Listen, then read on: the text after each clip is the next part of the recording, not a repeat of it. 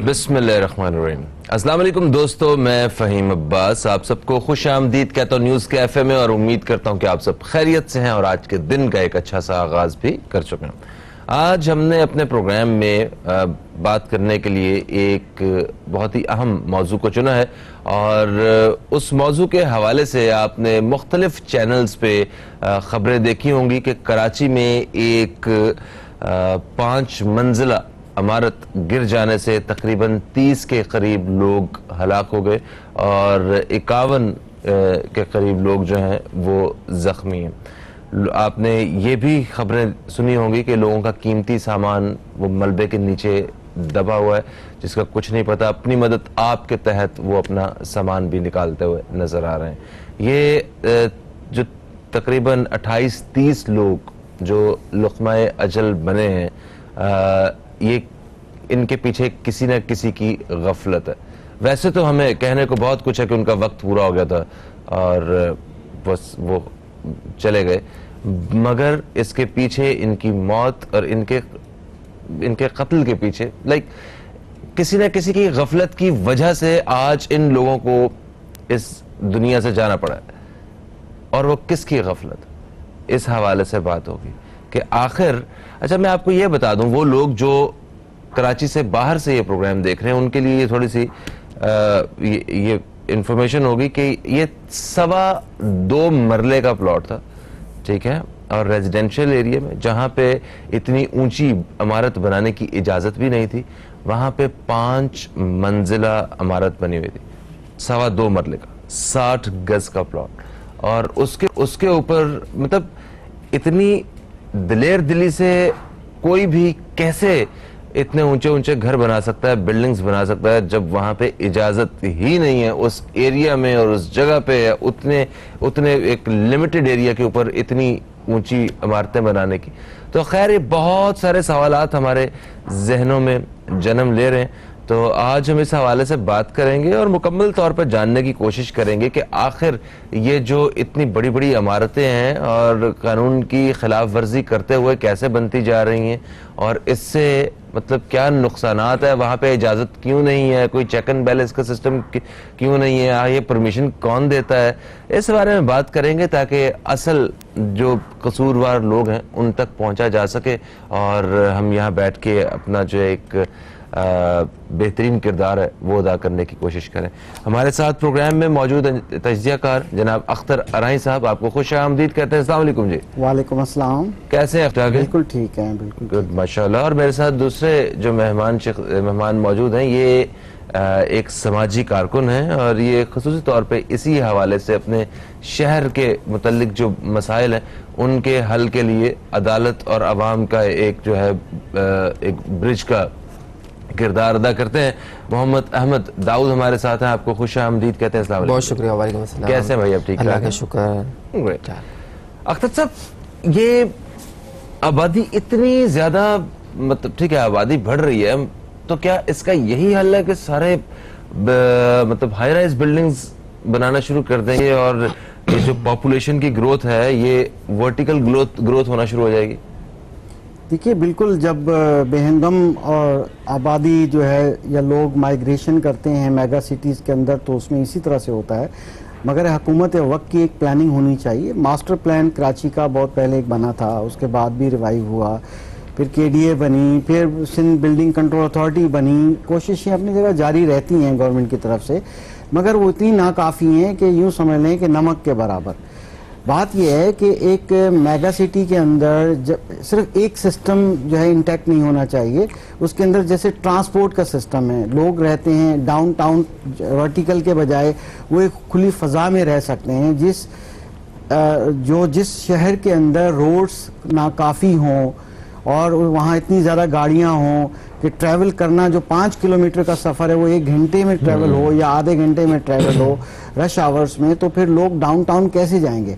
वो यही कोशिश करते हैं कि वर्टिकल लिविंग में रहें, अपने कारोबार के करीब रहें, अपने बिजनेस के करीब रहें, अपने जॉब के करीब रहें। फिर मजबूरियाँ हो जाती हैं, फिर थोड़ा सा कम्युनिटी सिस्टम भी है। बाज़ एरियाज़ ऐसे हैं जो कराची के रहने वाले हैं, उनको मालूम है कि बाज़ एरियाज़ में कुछ कम्युनिटीज़ ज़्यादा रहती हैं, दे प्रेफर कि हम इन डब्बे नुमा घरों में रहें। पहली बात तो मैं ये कहूँगा कि एक कॉन्सेप्ट पब्लिक को बड़ा क्लियर होना चाहिए कि पोर्शन क्या है, यूनिट क्या होता है, फ्लोर क्या होती है, यही इल्म नहीं है लोगों को। ठीक है, असल बात ये कि मैं दीन इस्लाम से एक आपको कोटेशन दे सकता हूँ, और अगर आप चाहें तो मैं शॉर्ट चलो एक बात करता हूँ। देखिए, ये तमाम तर काम तब होते हैं हमारे दीन में एक रिश्वत देने वाला और लेने वाला दोनों बराबर के शरीक हैं। ये क्यों 1400 साल पहले ये चीज कही गई? क्योंकि अगर कोई बिल्डिंग कंट्रोल अथॉरिटी आपको वर्टिकल इजाजत दे रहा है, एक लोड बेरिंग सिस्टम है, उसकी फाउंडेशन ही 2 फ्लोर के लिए बनी गई है, उसमें 5 फ्लोर बना दी जाए, बाद में जब दिल आए तो 1 फ्लोर और बना दो। तो ये जो आपने बताया कि सिंध बिल्डिंग कंट्रोल अथॉरिटी, इस अथॉरिटी के पास क्या क्या है, क्या क्या इसकी अथॉरिटीज हैं, और कैसे एक आम आदमी जो है वो मतलब इनकी मर्जी के बगैर घर बना सकता है? और अगर आपने घर बना लिया है, बिल्डिंग खड़ी कर ली है, तो ये इन लोगों के इल्म में नहीं, बगैर इन मतलब इस अथॉरिटी के, सिंध बिल्डिंग कंट्रोल अथॉरिटी के मतलब इल्म में लाए बगैर ये सारा काम हुआ था, या आपस में मिली भगत से सारा काम हो रहा है? अच्छा, ओके, ये एक बड़ा खास नुक्ता है, इस हवाले से बात करना चाहता हूं मैं। एक छोटा सा वक्फा है दोस्तों, कहीं मत जाइए, अब तक देखते रहिए न्यूज कैफे, देखते रहिए, अभी आपसे दोबारा मुलाकात होती है। वेलकम बैक, आप देख रहे हैं न्यूज कैफे, मैं हूं फहीम अब्बास, और आज हम बात कर रहे हैं गोलीमार में होने वाले दर्जाखेज वाक़े के हवाले से। और मेरे साथ स्टूडियो में मौजूद हैं अख्तर अराई साहब और मोहम्मद अहमद दाऊद साहब। मोहम्मद अहमद दाऊद साहब, वक्फे से पहले बात हो रही थी अख्तर अराई साहब से, और उन्होंने वो रीज़न बताई कि किस वजह से शहरों की आबादियाँ जो हैं वो मतलब हाई राइज बिल्डिंग की तरफ जो है वर्टिकल ग्रोथ में फैल रही हैं।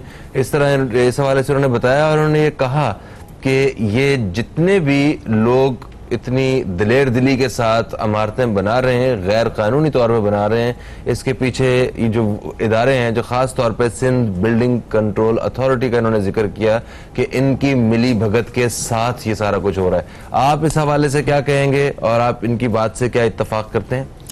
बिल्कुल इनकी बात से मैं इत्तफाक करता हूं, क्योंकि सिंध बिल्डिंग कंट्रोल अथॉरिटी एक ऐसा इदारा है कि डेमोलिश भी यही करेगा, तामीरात भी यही कराएगा, लीगल हो या इल्लीगल हो। कराची में इस वक्त टोटल इल्लीगल काम चल रहा है, नक्शा अप्रूव नहीं होता, बगैर नक्शे की इमारतें बन रही हैं, बुलंदतरीन इमारतें बनती हैं। अच्छा, इसमें फिर जानी नुकसान होता है, जो लोग मरते हैं उसका भी कोई इजाला नहीं। अब आप हालिया देखें, घास मंडी में एक बिल्डिंग गिरी, सुमरो गली में बिल्डिंग गिराई गई SBC ने। अच्छा, घास मंडी में एक बिल्डिंग गिरी, उसमें 21 घर, वो लोग कहाँ रिहाइश पजीर हैं? किसी को नहीं, कोई स्कूल में रह रहा है तो कोई अपने रिश्तेदारों के बाहर रह रहा है। सुमरो गली में बिल्डिंग गिराई गई, खस्ता हालत हो गई, गिराई गई, उसके 11 घराने वो किधर गए? अपने रिश्तेदारों में। अच्छा, ऑर्डर्स तो आ जाते हैं डेमोलिश के उसमें कि हम इसको डेमोलिश करने जा रहे हैं, वो उन बिल्डिंगों के आते हैं जहाँ इनकी सेटिंग नहीं होती, जहाँ इनको पैसे नहीं मिलते हैं। मुख्तलिफ इलाके कैटेगरी वाइज हैं, जैसे आप जमशेद टाउन में जाएं तो पर फ्लोर पे 30 लाख रुपए रिश्वत चलती है। सदर टाउन में आप जाएं, ओल्ड सिटी एरिया में खारा मीठा दादा की साइड 30 लाख रुपए रिश्वत किस चीज की? एक्स्ट्रा फ्लोर डलाने पर, कि अगर आपका परमिशन आपको मिली हुई है ग्राउंड प्ले की या 1 की, अब आपको 2-3 और फ्लोर चढ़ाने हैं, तो पर फ्लोर पर ये रिश्वत बाकायदा दी जाती है, रिश्वत दी जाएगी, इसके बाद आप फ्लोर बनाएंगे। कौन लेता, कौन है? SBC के अफसर लेते हैं। अच्छा, डायरेक्टर, डिप्टी डायरेक्टर, मुताल्लिका जितने इंस्पेक्टर्स वगैरह जितने सब लेते हैं। अब देखें, इदारे, अगर हम ये कहें ना इदारों को नहीं पता, तो आप अभी, मैं अपने घर के बाहर अभी एक बजरी सिर्फ बोरी डालता हूँ, ठीक है, अभी थाने के मोबाइल एक आ जाएगी, एक नहीं जितने भी थाने के मोबाइल हैं सब चक्कर लगेगी हो क्या रहा है। तो सब आएंगे, अपना हिस्सा लेकर जाएंगे। तो पुलिस भी इन्वॉल्व है इसमें? बिल्कुल पुलिस इन्वॉल्व है, पुलिस की सरपरस्ती हासिल है, आप कंप्लेंट करेंगे खिलाफ। अब मैं आपको खारा दर का वाकया पेश करता हूँ, ठीक है। उधर बिल्डर, नहीं, मैं माफ चाहता हूँ, वाकया आपकी तरफ आऊंगा। मुझे अभी तक ये चीज समझ नहीं आ रही कि इतनी आसानी से कैसे, मतलब आपने रिश्वत दी और आप बिल्कुल क्लियर हो गए? बिल्कुल। और ये कितने सालों से ये काम चल रहा है सारा? ये तकरीबन अब 5 से 6 साल हो चुके हैं। तो ये रिश्वत का जो बाजार इस वक्त जो गर्म है, और इस वक्त जो हाई राइज बिल्डिंगें चल रही हैं, जहाँ अलाउ ही नहीं है, जिन इलाकों में हाई राइज बिल्डिंग नहीं बना सकते वहां पे बन रही है। आप देखें, अभी नैब ने तो इसका मतलब है सारी हाई राइज बिल्डिंग जो है पिछले 5-6 सालों में ही खड़ी हुई है? बिल्कुल। अभी भी आप इससे पहले कॉन्सेप्ट कुछ काफी बेहतर था? कॉन्सेप्ट बेहतर देखें, इतना नहीं था जितनी इस वक्त जो बुलंद इमारतें बनाई जा रही हैं उस वक्त इतना नहीं था। अब देखें कायदे आजम के अतराफ के जो इलाके हैं वहां पर हाई राइज बिल्डिंगें नहीं थी, फिर भी सुधार था। लेकिन अब देखें कि नया डीजी आता है, नया बंदा आता है, नया अफसर आता है। अब मैं खास का वाकया पेश कर रहा था, इलाका मकीनों ने वहां पर बिल्डर माफिया जो तामीरात करा रहा था उधर कंप्लेंट करा के सील लगवा दी, प्लॉट को सील कर दिया। क्यों? इलीगल कंस्ट्रक्शन हो रही थी, हाई राइज बिल्डिंग बनाई जा रही थी। बिल्डर ने वो सील तोड़ दी। अब इलाके के लोग एसबी से में राब्ता करते हैं कि भाई इन्होंने तो सील तोड़ दी। हालांकि सील तोड़ने पर बिल्डर माफिया के खिलाफ FIR लॉन्च होती है, मुकदमा दर्ज होता है। लेकिन 1 हफ्ता हो चुका है, नहीं दर्ज करते। क्यों नहीं दर्ज करते? दाल में काला है, पैसे मिल रहे हैं। हर इलाके का अलग अलग भत्ता लगा हुआ है, सब अफसर का लगा हुआ है। इसमें सियासी लोग भी इन्वॉल्व हैं। अगर आप मिसाल के तौर पर, सियासी लोग कैसे इन्वॉल्व हैं? सियासी लोग ऐसे इन्वॉल्व है ना, सबकी पुष्पनाई करते हैं। बिल्डर माफिया के पीछे सियासी लोग इन्वॉल्व होते हैं, मुख्तलिफ लोग होते हैं। अब मिसाल के तौर पर मैंने अगर कंप्लेंट की है फुला बिल्डिंग भाई ये इलीगल बन रही है, कंप्लेंट की है, मेरा शरारती कार्ड भी नंबर मिल जाएगा, मेरा एड्रेस भी इनको मिल जाएगा, मेरा कॉन्टेक्ट नंबर भी मिल जाएगा, मेरे से रब्ता भी हो जाएगा। भाई कैसे हो रहा है? अगर आवाम तो सेफ ही नहीं ना। जब आपने बिल्डर माफिया को दे दिया, अब वो डराएगा भी, धमकाया भी, घर तक भी पहुंच जाएगा, वो आपको कत्ल की धमकियां भी आना स्टार्ट हो जाएगी, सब कुछ होगा।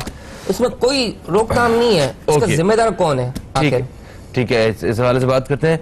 सर आप बता रहे थे कि इसमें जब कसूरवार ढूंढ रहे थे हम लोग, तो उसमें आपका इशारा वो उन अवाम की तरफ था जो इन बिल्डिंग में रह रहे हैं।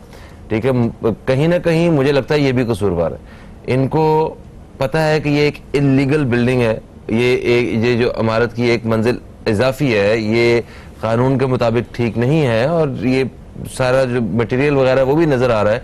उसके बावजूद अगर कोई वहां पे खरीद लेता है, ठीक है, वो पोर्शन खरीद रहा है, तो ये बेवकूफ़ी आवाम की भी तो है। यकीनन मैं इसकी एक एग्जांपल दे दूं कि जो डिमांड एंड सप्लाई का एक रेशो होता है, डिमांड जब बढ़ती है तो सप्लाई के रेट भी ज़ाहिर है कि हाई होते हैं। फॉर एग्जांपल में अब पिछले दिनों बड़ा फेमस एक एग्जांपल था, वो भी एक सेंटेंस है कि टमाटर अगर महंगा हो गया तो उसका आवाम को चाहिए था कि दही इस्तेमाल करते, 4 दिन क्या 3 दिन के अंदर टमाटर जो है ना जल जाना था, खुद हो जाता।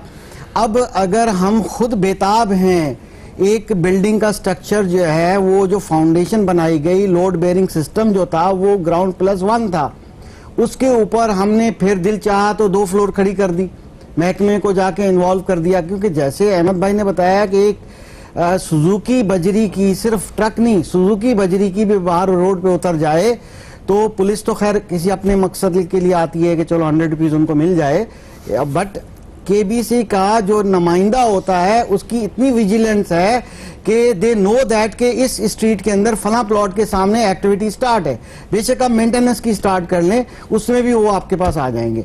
इतने विजिलेंट हैं वो लोग। कहना ये मैं चाह रहा था कि जब आप डिमांड सप्लाई की तरह अगर आप इनलीगल कंस्ट्रक्शन कर रहे हैं, जो आ जाएगा उसके साथ पर फ्लोर आप डील कर लेंगे, तो आप वो देने वाला रिश्वत और लेने वाला दोनों बराबर के शरीक है। मेरा कॉन्सेप्ट ये है, अगर रिश्वत नहीं दें, आप सब्र करें, नहीं बनाएं, आप अप्रूव करें, फाइल डाल दें, प्रोसेस में डाल दें, पड़ी रहे, तो क्या वजह है कि ऐसा होगा कि रिश्वत जबरदस्ती वो लेंगे? क्योंकि हम रिश्वत देते हैं तो वो लेते हैं ना। बिल्कुल सही, बिल्कुल सही। सर एक कॉलर मेरे साथ हैं, फिर इस हवाले से एक और सवाल जो है वो मैं आप लोगों की खिदमत में पेश करता हूँ। अस्सलाम वालेकुम जी, कौन है हमारे साथ? अस्सलाम वालेकुम बेटा। वालेकुम अस्सलाम। यूसुफ अंकल कैसे हैं आप? ठीक है, मैं अल्लाह का शुक्र है बिल्कुल ठीक हूँ। बहुत अच्छा टॉपिक चल रहा है। ठीक है। और दूसरा ये आपसे को इन्फॉर्म करना चाहता हूँ कि आपकी चैनल की सेटिंग बहुत आगे कर दी गई है। ठीक हो और गया। लोग 3-4 दिन से देखने से महरूम है। इसका को अनाउंसमेंट कीजिए कि भाई ये चैनल हमारा जगह चेंज हो गई। ठीक है। अच्छा, असल बात ये कहना चाहता हूँ कि जैसे ये इतनी बातें हो रही है कि भाई ये इन्होंने यूं कर दिया, उन्होंने यूं कर दिया, उन्होंने यूं कर दिया, ये हो गया, तो अमल तो किसी पे होता नहीं है। अब रेलवे तक का जो इतना टाइम दिया उस पर अभी तक कोई अमल नहीं हुआ। अच्छा, दूसरा ये इस बारे में जरा लोगों से मुतला करें। आप लोग तो काबिल आदमी हैं, आप लोग बता सकते हैं, लोगों को आगाह भी करें कि कौन कौन सी स्कीमें ऐसी है, जैसे फजाइया है टोटल कैंसिल हो गई, पहरिया वो लटकी हुई है, तो लोगों को आगाह करें, बजाय इसके तेज बहस में कि ये हुआ, यूं हुआ, ये हुआ। उससे कोई फायदा नहीं है, लोगों को फायदा पहुंचाए और आगाह करें कि कौन कौन सी स्कीम है।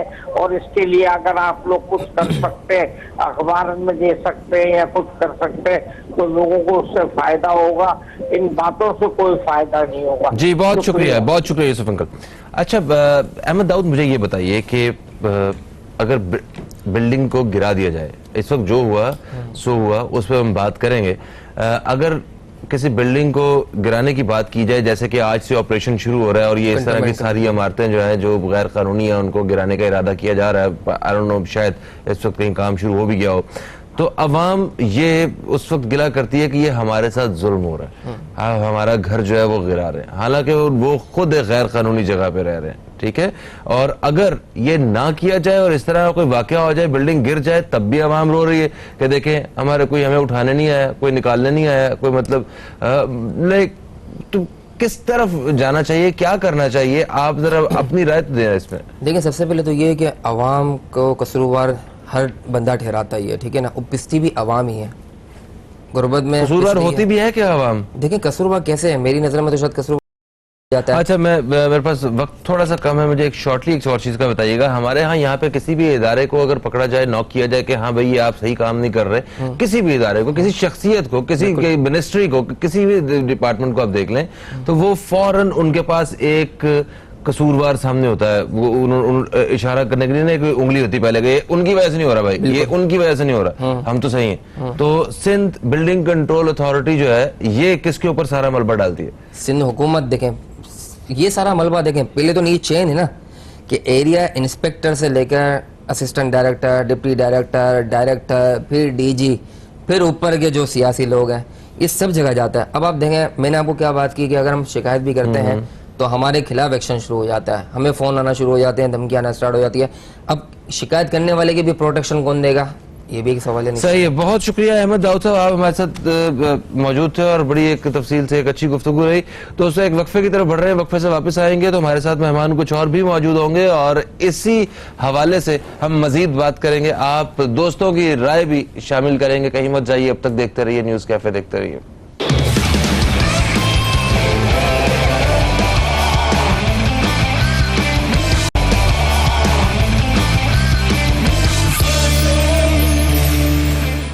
वेलकम बैक, आप देख रहे हैं न्यूज कैफे, मैं हूं फहीम अब्बास और आज हम अपने प्रोग्राम में बात कर रहे हैं गोलीमार में होने वाले लर्ज़ाखेज़ वाक़या के हवाले से, जिसमें 30 के करीब कीमती जानें जो हैं वो गईं और 50 के करीब लोग ज़ख्मी हैं अभी भी। इस तरह के बहुत सारे वाक़यात मज़ीद सामने आ सकते हैं अगर वक्त पे इन सारे हालात पे काबू ना पाया गया, क्योंकि ऐसी बहुत सारी खस्ता हाल बिल्डिंग्स, इमारतें मौजूद हैं जो गिर सकती हैं और शहरियों के लिए तकलीफ का बायस बन सकते हैं। आज से एक ऑपरेशन भी शुरू हो रहा है सिंध बिल्डिंग कंट्रोल अथॉरिटी की जानिब से, कंटोनमेंट बोर्ड की जानिब से, कंटोनमेंट बोर्ड की जानिब से आज से एक ऑपरेशन भी शुरू हो रहा है और उसमें ऐसी बिल्डिंग्स को गिराया जाएगा, मगर वो आवाम के लिए एक नई परेशानी सामने आएगी। वो लोग जो इन जगहों पे रह रहे हैं वो बेघर हो जाएंगे। तो इस हवाले से बात कर रहे हैं अपने प्रोग्राम में। मेरे साथ स्टूडियो में मौजूद हैं अख्तर आराइन साहब, जिनसे वक्फे से पहले बात भी हो रही थी। आपको हम एक बार फिर से खुश आमदीद कहते हैं हजूर। और मेरे साथ जो अभी दूसरे मेहमान हैं जिन्होंने अभी हमें ज्वाइन किया है, खालिद खान साहब, ये भी एक तजियाकार है, आपको हम खुश आमदीद कहते हैं। अस्सलाम वालेकुम खालिद साहब, कैसे हैं आप? ठीक ठाक है माशाल्लाह, दिन ब दिन जवान होते जा रहे हैं आप। मौसम के लिहाज से, मौसम के अच्छा अख्तर साहब, देखें वक्फे से पहले वो जो हमारे साथ अहमद दाऊद साहब थे, उन्होंने वो कुछ इशारे किए कि किस वजह से ये सारे मामलात हो रहे हैं और एक फ्लोर को आगे बढ़ाने के लिए भी रिश्वत देनी पड़ती है और ये इंस्पेक्टर से लेके ऊपर तक सबके सब मुलव्वस हैं। तो आप वैसे इस हवाले से क्या राय रखते हैं? किसी भी इदारे को अगर आप पकड़ें, आप किसी भी इदारे को, पुलिस के ऊपर बात कर लें, उन्हें कहें, वो भी कहेंगे जी हमारे साथ ये जो हो रहा है या हमारे ऊपर जो करप्शन है ये इनकी वजह से, हम तो कुछ भी नहीं करते। आप किसी सियासतदान को पकड़ ले, किसी मिनिस्टर को पकड़ ले, आप किसी भी जगह पे आप जाके उन्हें कहें कि ये पॉइंट आउट करें कि ये आपकी गलती है, कहेंगे नहीं मेरी तो है नहीं, ऐसी वजह तो है। तो इन लोगों का क्या मौक़िफ़ है अपना सिंध बिल्डिंग कंट्रोल अथॉरिटी का? सर ये तो हमारी फितरत है कि हम दूसरे की तरफ उंगली उठाते हैं, हालांकि 3-4 उंगलियां अपनी तरफ भी जी हाँ, होती जी हैं। हाँ। बात यह है कि ये इसी तरह से इदारों में भी है, और करप्शन जाहिर है कि तमाम लोग इसमें इन्वॉल्व होते हैं, बॉटम टू टॉप। ठीक है, चाहे एक प्यून हो, चाहे एक पुलिस हो, उसका कोई काम नहीं है, वो वहाँ से गुजर रही है। एक बाइकर है, उसको भी 50 रुपीज़ चाहिए, अगर रेती का ट्रक या बाहर उतरा हुआ है तो उनको भी डेली जो है उसकी मोबाइल को भी कुछ चाहिए। हर कोई अपने अपनी जो है जितनी भी पैदागिरी कर सकता है, ले सकता है, वो ले लेता है। तो यानी कि उसकी वजह- एक फर्द वो करप्शन करता है यहाँ पे बिल्कुल। हमारी सोसाइटी में, आप देखिए, ये कहना चाह अच्छे रहे हैं? लोग मौजूद हैं, ऐसा नहीं है कि अच्छे लोग मौजूद नहीं है। दुनिया चली रही है, पाकिस्तान चली इसलिए रहा है कि अच्छे लोग भी मौजूद हैं। अभी जो इस वक्त डीजी आए, मैं डायरेक्ट टॉपिक चेंज किया कि इस वक्त जो डीजी आए हैं जिनको इजाफी चार्ज दिया गया है, वो सहतो साहब वो अच्छे ईमानदार आदमी हैं जो सिंध बिल्डिंग कंट्रोल अथॉरिटी के डीजी आए। अब जो पिछले अफसरान ने करप्शंस की, अगर उसमें वो इन्वॉल्व थे, उससे पहले मैं ये कह रहा था लेने वाला देने वाला दोनों बराबर के शरीक हैं। ये हमें समझना पड़ेगा। ये 1400 साल पहले ये बात हो चुकी है। ठीक है। अगर हम बरिल जुम्मा अवाम को कह देंगे अवाम बेकसूर हो जाएगी, तो this is not the method. अब देखिए, अगर एक कंस्ट्रक्शन हो रही है, ठीक है, उसमें नो डाउट जो ये छोटे छोटे पेटी कॉन्ट्रैक्टर्स होते हैं या जो मिस्त्री लोग टाइप के मेसन होता है, ये लोग खुद जो है ना एडवाइस देते हैं, कोई बात नहीं, ये कर लो, वो कर लो। कंस्ट्रक्शन के अंदर सीमेंट तो पूरा डालते नहीं है वो मेसन। आप यूँ समझ लें, आप गाड़ियाँ चलाते हैं, आप प्रॉपर ऑटोमोबाइल्स की जगह पर जो एसोसिएट डिप्लोमा लिया हुआ ट्रेंड जो क्वालिफाइड मैकेनिक हो, उसके पास जाने के बजाय आप हर छोटू के पास चले जाएं, छोटू आपके पास आ जाए, आपकी गाड़ी को बनाने के बजाय खराब करके रख देगा।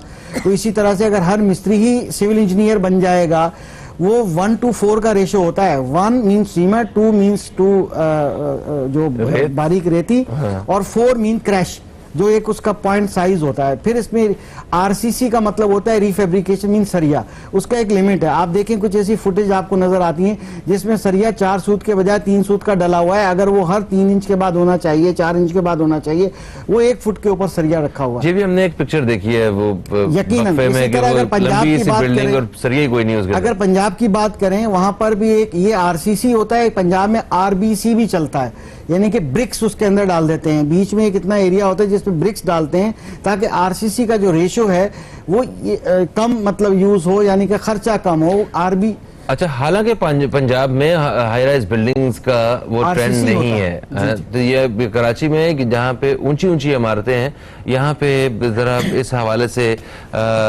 थोड़ी सी सख्ती होनी चाहिए। अब बात मुकम्मल कर लीजिए, जल्दी ब्रेक की तरफ जाना मैं है। एक सिर्फ पॉइंट ये कहूंगा कि हमारी अवाम अगर अवेयर होगी, मेरा इसीलिए ये कॉन्सेप्ट है कि अवाम को अवेयर होना चाहिए। देखें, जो 399 यार्ड से छोटे प्लॉट होते हैं, यानी 400 से छोटे और 120 से बड़े, ये प्लॉट में 1+2 फ्लोर बन सकती हैं। इससे ज्यादा फ्लोर क्यों बनाते हैं? क्यों परचेज करते हैं उन लोगों से, छोटे छोटे बिल्डर से पोर्शंस परचेज करते हैं। जी, और अभी तो ये भी कि जिन बिल्डर्स ने बिल्डिंग्स वगैरह बनाई थी, उन्होंने ये पोर्शंस जो है वो सस्ते दामों में बेचने के लिए लगा दिए हैं ताकि किसी तरह वो लोगों को फिर फंसा के निकल जाए।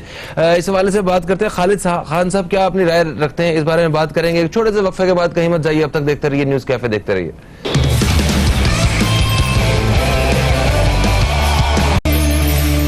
जी, खालिद साहब, वक्फे से हम वापस आ चुके हैं और हम बात कर रहे थे, अभी अख्तर साहब ने जब इस हवाले से एक्सप्लेन किया हमें। देखिए, ख़रीदार आज भी मौजूद है, अवाम को पता है कि ये गैर कानूनी बिल्डिंग है, ये बिल्डर ने मतलब जो बिल्डिंग बनाई हुई है इसमें काफ़ी सारी खिलाफ वर्जियाँ हैं और किसी भी वक्त इस पे एक्शन लिया जा सकता है। इस सारे रिस्क को देखते हुए फिर भी वो ख़रीदने के लिए तैयार है। मतलब मैं अभी ये कल मैं कुछ तहकीक कर रहा था तो मैंने देखा कि अभी भी बिल्डर्स मौजूद हैं जो उन्हीं पोर्शंस को सस्ते दामों देने को तैयार है। तो इसका मतलब है कि अवाम तो बिल्कुल तैयार, अभी भी रिस्क ले रही है, वो अवाम खरीदार के तौर पे मौजूद है। तो हमें सबसे पहले तो एक मीडिया का किरदार अदा करते हुए अवाम को जो सही बात है वो बताने की जरूरत है। दूसरा, आप हुकूमती सतह पे किस तरह पॉइंट आउट करेंगे इन सारी चीजों को कि उनको कैसे रोकथाम वो कैसे की जा सकती है? ये जो इदारे हैं जो वो गलत कर रहे हैं उनको कैसे कॉलर से पकड़ा जा सकता है? फहीम भाई, इस सिलसिले में सुप्रीम कोर्ट ने भी अपने रिमार्क्स दिए थे बीच में कि उस वक्त आपको ख्याल नहीं आया कि जिस जगह पे आप जमीन खरीद रहे हो, सस्ते दामों खरीद रहे हो, और वो जगह इतनी सस्ती नहीं जितनी आप ले रहे हो। क्यों? यानी वो यकीनन उसके अंदर काम जो किया है उन्होंने, जो जमीन ली है, जो मामलात हैं, वो सारे 2 नंबर हैं। तो उस वक्त ख्याल नहीं आया। अब जब वो गैर कानूनी काम आपने कर लिया, बिल्डर्स ने कर लिया, आपने खरीद लिया, अब जब टूट रहा है तो आप जो है एहतजाज कर लो, तो ये बात उस वक्त सोचनी चाहिए थी आपको।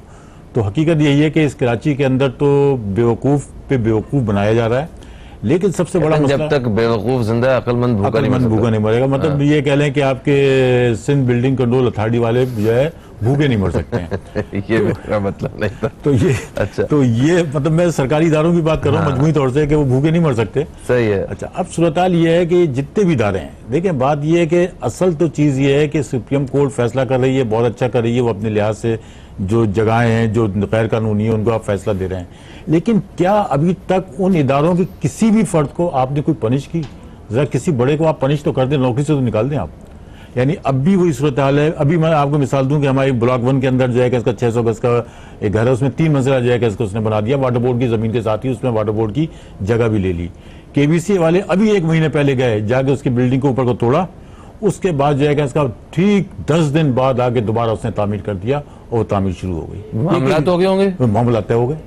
ये बिल्कुल मेरे घर के सामने की बात है, ये मुक मुका हो गया। हाँ। अब उसमें क्या है, अभी इन्होंने कहा ना कि वो जो अभी आए हुए बिल्डिंग कंट्रोल के वो ईमानदार आ रहे हैं, मैं कहता हूँ इन पोस्टों के ऊपर कोई ईमानदार आ ही नहीं सकता। अच्छा, नहीं आ सकता। वो हो सकता है मतलब कि औरों से कम हो, बात ये कि कदरे कम हो, ये मुमकिन हो सकता है। ये पोस्टें बिकती हैं, ये करोड़ों के सौदे लगते हैं, इनकी बोलियां लगती हैं, और फिर उनके दिन मुकर्रर होते हैं इतने अरसे। उसके बाद फिर जो है अभी आपके केवीसीए के अंदर कुछ लोगों को, ऑफिसरों को मुअत्तल किया। उन मुअत्तल करने वालों को आपसी में फड्डा हो गया, वहीं ऑफिस पे उसी जगह के ऊपर जब फड्डा हो गया जो मुअत्तल। इसका मतलब है कि जो लोग आने वाले हैं वो बासर हैं, सिर्फ किसी भी इदारे का ऑफिसर मुलविस नहीं है, बल्कि वो एक चेन है, सियासी लोग उसके अंदर मुलविस है। यानी यहाँ तक है कि वजीर अजीर जो है कि इसका सारे एक चेन के हिसाब से वही पोस्टिंग करा रहे हैं। असल पिस जो रहा है वो कराची के अवाम पिस रहे हैं, असल जो मसला हो रहा है वो कराची के लोगों हो रहा है। ठीक है। अच्छा खान साहब, ये मुझे बताइए, अवाम के हवाले से तो आपने कहा कि अदालत ने भी मतलब इस बारे में वो ये रिमार्क्स दिए। हुकूमत को क्या एक्शन लेना चाहिए? वो जो सही डायरेक्शन है वो क्या है? आज बिल्डिंग्स तोड़ी जाएंगी, ये खस्ता हाल बिल्डिंग्स, और ये खस्ता हाल इमारतों की बात करें तो कराची में तो पुरानी इमारतें तो तकरीबन सारी खस्ता हाल है। मतलब कुछ इलाके ऐसे के ऐसे हैं, आपको तो बुलडोजर फेरने पड़ जाएंगे। भाई सूरत हाल ये है कि जो सुप्रीम कोर्ट फैसला कर रही है ना, आप देख लें उस जगह पे जाके जो है कि इसका कार्रवाई शुरू की जाती है जहां पता है कि हंगामा होगा।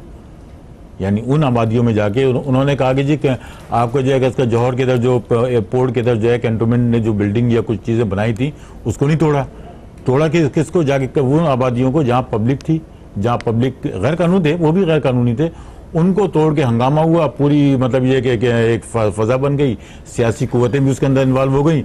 वो जगहें महफूज हैं जो महफूज करनी है उनको। ठीक है। इदारों की बेहतरी के लिए क्या सजेशंस हैं आपके पास? आपकी तजवीज़ शामिल करेंगे हम? एक कॉलर हमारे साथ हैं कराची से, इन्हें शामिल कर लें। अस्सलाम वालेकुम जी, कौन है हमारे साथ? वालेकुम अस्सलाम वरहमतुल्लाहि वबरकातुहू। हनीफ हूँ मीठादर कराची से जनाब। आपको जनाब खुश आमदीद कहते हैं। हनीफ भाई कैसे हैं आप? ठीक है अल्हम्दुलिल्लाह। अरे ठीक है, यहाँ तो जनाब ना जिंदा महफूज है ना मुर्दे महफूज हैं।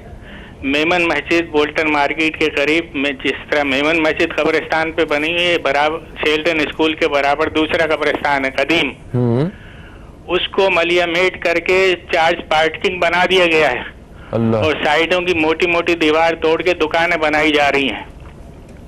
तो ये किसकी परमिशन से हो रहा है सारा कुछ? बस गुंडागर्दी है। अब कौन है कौन नहीं, ये तो आप लोग ज्यादा तहकीक कर सकते हैं। मैं तो शिकायत कर भी चुका हूँ लेकिन कोई नहीं सुन रहा है। मेहनती साहब ने और कई और लोगों ने जुलूस वगैरह भी निकाले हैं, सुना है टीवी पे खबरों में भी नशर हुआ है, लेकिन कुछ नहीं हो रहा है। दोबारा से बताइएगा सारा कुछ, कहाँ पे कौन सी जगह और क्या हो रहा है? मैं चाहता हूं। मेमन मस्जिद तो खुद कब्रिस्तान के ऊपर कायम है, बोल्टन मार्केट। ठीक है। इसके करीब में दूसरा शेल्डन स्कूल के, बोल्टन मार्केट के सामने ही है शेल्डन स्कूल, और उसके बराबर दूसरा तकरीबन 2500 गज का प्लाट था कब्रिस्तान का, उसको मलियामेट कर दिया गया। तकरीबन 3-4 साल हो गए और कब्रिस्तान को मलियामेट करके उसको चार्ज पार्किंग बना दिया गया है। साइड में दीवारें तोड़ के दुकानें बनाई जा रही हैं। ठीक है, बहुत शुक्रिया आपका। और दूसरा अर्ज ये थी कि एक और इमारत है MR 4/22, अच्छा, उसकी वो भी नाजायज बनी हुई है उस नाजायज में ये कि एक हिस्सा जो था वो तो बिल्कुल ही नाजायज कब्जा करके तामीर की गई, 4 मंजिला बिल्डिंग बना ली गई। तकरीबन 2000 से मैंने शिकायतें की हुई हैं, सन 2000 से, और उस पर भी कोई कार्रवाई नहीं होती। यहाँ तक के मोहतसिब साहब जो सूबाई मोहतसिब वहां तक भी गए, वहां भी हरामखोरी चल रही है, रिश्वत। अच्छा हनीफ साहब बात सुनिए, मुझे ये बताइए कि आप मीठा दर से कॉल कर रहे हैं ना मुझे? जी हाँ, जी हाँ। अच्छा, मीठा दर में आपका ये कराची का एक पुराना इलाका है, मुझे ये बताइए यहाँ पे वो जो ऊंची इमारतें हैं जो गैर कानूनी तौर पे बनी हुई हैं, उनकी तादाद कितनी है, परसेंटेज क्या है वो? तकरीबन सारी गैर कानूनी बनी हुई है जी। तो अगर ऑपरेशन किया जाता है, आते हैं और बनती हैं, अगर ऑपरेशन किया जाता है, इन बिल्डिंग्स को तोड़ा जाता है, गिराया जाता है, तो क्या आप समझते हैं कि ये सही फैसला होगा? आधे से ज्यादा गिरेंगी जी। गिरा देना चाहिए है, गिरा देना चाहिए। जो मतलब सही बनी हुई है, जो सही बनी हुई है, जायज है, तो ठीक है, ठीक है, और नुकसान आते हैं तो जरूर तोड़ना चाहिए। बहुत शुक्रिया आपका हनीफ साहब, आपने कॉल किया। इस पे मैं कुछ कहना चाहूँगा। बात यह है कि देखिए इस तरह के बड़ी अच्छी बात है, इन्होंने एक निशानदेही की, मगर मामला इस तरह हल नहीं होगा। मामला हल होगा कि जब तक हम आवाम खरीदार मौजूद हैं तो तब तक जो है वो लोग जो है बनाते रहेंगे। अब अगर खरीदार मौजूद नहीं है तो वो जो बिल्डिंग बना के बैठे हैं वो बिल्डिंग बिकेगी नहीं, उसके पोर्शंस बिकेंगी नहीं। मैं पहले तो पोर्शन का कॉन्सेप्ट क्लियर करना चाहता हूं। आवाम को ये चाहता हूं कि प्लीज ऐसी चीज मत खरीदें, ठीक है। पहली बात तो पोर्शन होता क्या है, देखिए जो फ्लैट साइट है सिर्फ फ्लैट साइट पे घर बन सकता है। रेजिडेंशियल प्लॉट के ऊपर चाहे 1000 गज का हो, मल्टी स्टोरी लिविंग नहीं बन सकती। पहले तो ये आप सोच लें, वहां से परचेजिंग करें ही ना। दूसरी बात यह है यानी कि फ्लैट्स वाली जगह जो है वो अलग है और घर फ्लैट साइड होगी लीगल, तो फ्लैट्स बनेंगे, उसका प्रॉपर अप्रूव्ड प्लान होगा, फिर कंप्लीशन प्लान होगा। मगर ये छोटे छोटे 120 गज पे या 300 गज पे 400 गज पे छोटे छोटे पोर्शन बना देते हैं। पोर्शन और यूनिट में क्या फर्क होता है? यूनिट होता है कि जिसमें एक फैमिली रहती है, ठीक है। अगर एक 400 गज का है, उस 400 गज में भी उन्होंने बल्कि 200 गज में 100 गज के दो पोर्शन बना दिए हैं, यानी कि यूनिट बना दिए हैं। बेसिकली इनलीगल है। एक फ्लोर 400 गज तक एक फ्लोर एक फैमिली रह सकती है, दूसरी फैमिली नहीं रह सकती, ठीक है। नक्शे के मुताबिक होता नहीं है। 1 यूनिट का मकसद है जैसे छोटा घर है उसमें से 2 फ्लोरों को यूज करके अंदर से सीढ़ी निकाल के वो 1 यूनिट हाउस बनता है, ठीक है। जैसे दूसरी बात है कि फ्लैट साइड हो या जो भी हो, दूसरा ये है कि सिर्फ वो स्पेस का सेल एग्रीमेंट नहीं होना चाहिए, ठीक है। कोई भी बिल्डिंग बनाने के लिए नक्शा पास करवाना जरूरी होता है? जरूरी है, बिल्कुल नक्शे के मुताबिक हो, रिफेब्रिकेशन यानी सरिया सीमेंट हर चीज उसके मुताबिक हो। तो ये सब कुछ जो बनता है बगैर नक्शा पास करवाए बन जाता है? बगैर नक्शे, बिल्कुल ऐसे ही होता है। बाहर को चाहिए कि नक्शा अप्रूव्ड मांगे। नक्शा पास होता है, लेकिन वो भी जो है सब गैर कानूनी पास हो जाता है। नक्शे के मुताबिक कंस्ट्रक्शन नहीं होती। खालिद साहब, आप ये अभी जो कॉल आई थी हनीफ साहब की, इस हवाले से और इन अदारों की बेहतरी के लिए हुकूमत के लिए क्या तजवीज़ हैं, इस बारे में मुझे बात करनी है आपसे। एक छोटा सा वक्फा है दोस्तों, कहीं मत जाइए, अब तक देखते रहिए न्यूज़ कैफे, देखते रहिए, अभी आपसे दोबारा मुलाकात हो रही है। जी खालिद साहब, बात मुकम्मल कर लें आप अपनी, हम वक्फे से वापस आ चुके हैं और आप कुछ बता रहे थे। जी यकीनन मैं ये कह रहा था कि अगर हम आवाम शऊर हासिल करेंगे तो हम जब अपने लिए मौत खुद परचेज करते हैं तो फिर क्या होगा? सच्ची बात है। आज अगर हमारी आवाम इस बिल्डिंग के गिरने से या जो बिल्डिंगें गिरी हैं या इस्लामाबाद में जो बिल्डिंग गिरी थी अर्थक्वेक की वजह से, अर्थक्वेक तो अल्लाह माफ करे, बात यह है कि हमें शऊर नहीं है, नॉलेज नहीं है, हम बैठे डब्बे डब्बे ले रहे होते हैं। बात यह है कि हमें ऐसी चीज परचेज ही नहीं करनी चाहिए। बात एक फिगर है कि 2.5 करोड़ की आबादी, इसमें 60% नौजवान है, चलो 50% लगने आप समझ लीजिए। 1.25 करोड़ आवाम को अपने नए घर बनाने हैं शादी के बाद, यानी कि डिमांड हाउसिंग की कितनी बड़ी है। गवर्नमेंट क्या प्लानिंग कर रही है? कुछ भी प्लान नहीं है। इतना मल्टी स्टोरी लिविंग बनती जा रही है, आवाम का भी कसूर कम है। क्या आवाम ने इकदाम किए कि हर साल 1 करोड़ घर चाहिए कराची शहर के अंदर, कि बच्चा शादी करता है अलग एक उसका यूनिट बनता है, वो जाके फिर डब्बों में नहीं रहेंगे तो क्या करेंगे? बात यह है कि आवा का आवा बिगड़ा हुआ है, डिपार्टमेंट्स के कोऑर्डिनेशंस नहीं है आपस में, आवाम भी बेचारी पिस रही है, पैसा भी लगा रही है, अपॉर्चुनिस्ट पैसा कमा रहा है, फिर उसको माफिया कहें तो हक व जानिब है क्या करें हम, ऐसा करें ना, हम अपने माँ बाप के साथ रहें, उस छोटे घर में जो पुराना अच्छा घर बना तो उसमें रहें।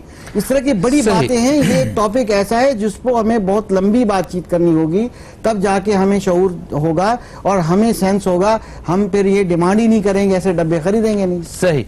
खालिद साहब देखें, जिस तरह इन्होंने इशारा किया कि इतनी बड़ी तादाद में नए घर बनने हैं और मतलब घर गिराने के हवाले से हम बात कर रहे थे कि बिल्डिंग्स इमारतें जो ऊंची इमारतें, गैर कानूनी इमारतें, ये गिराने की बात की जा रही है, खस्ता हाल इमारतों गिराने की बात की जा रही है। ये तो कराची की आधी इमारतें गिर जाएंगी इस चक्कर में। तो क्या बात यह है कि एक तो वो इमारतें गिराने की बात हो रही है जो कि गैर कानूनी बनी है, दूसरी वो हैं जो खस्ता हाल हो गई हैं। मेरे ख्याल में खस्ता हाल जो हो गई उनको तो गिरा देना चाहिए।